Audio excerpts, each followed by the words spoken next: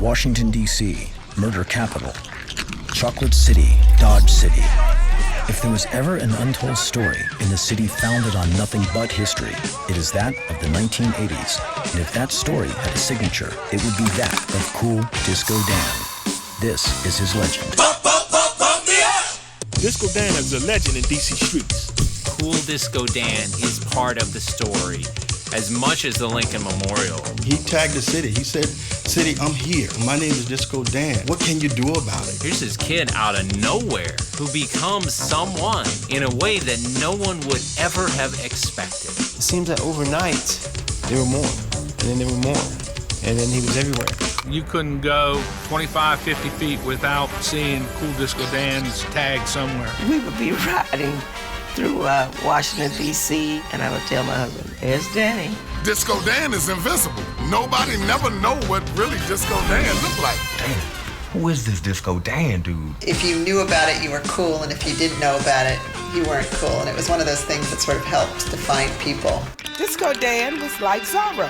He would make his mark, and then he would leave. And I've seen it hundreds of times, but I never knew the real story. You should emphasize the cool when you say Cool Disco Dan. You know, it just rolls off your tongue, Cool Disco Dan. Didn't say Cool Street Dan or cool anything. The disco just totally threw it all off. It was the 80s and disco was bad. Any man who's claiming disco is probably cooler than you. We writing graffiti because of the fact that I love for go-go. The sound that I was looking for sound of my own, but it ended up being the sound for the town. DC, they got this crazy thing called go-go. It was a alternative to hip-hop. It's just like a boom, tap, boom. It's a sound that came out of the poor section of D.C. where we played music on buckets.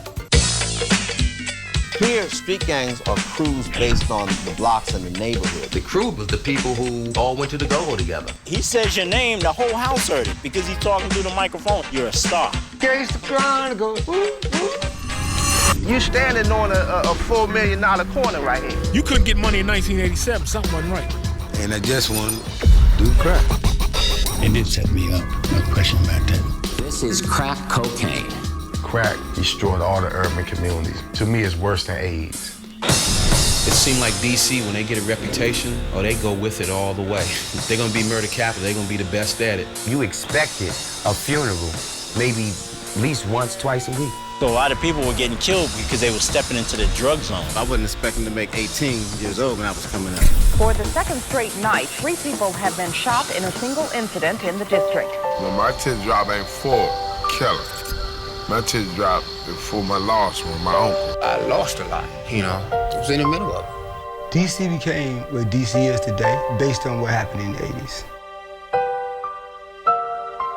Cool Disco Dan is every bit as important to that era of local DC culture as anything else. You know, Disco Dan is present, still breathing, still doing what I'm doing and keep alive. I don't hang out with a lot of people like I did back in them days. I'm solo now. I just take my hat off, man, to my man Disco Dan for allowing other people to share in his documentary. People were impressed with the way he wrote himself into the culture of the city. You can't remove it from DC because it's literally on the walls. There's something really inspiring that someone can pick up a spray can and make a mark on history. The urban phantom was good for Washington, D.C. He loosened the goddamn city up a little. I'm Cool Disco Dan, and this is Washington, D.C.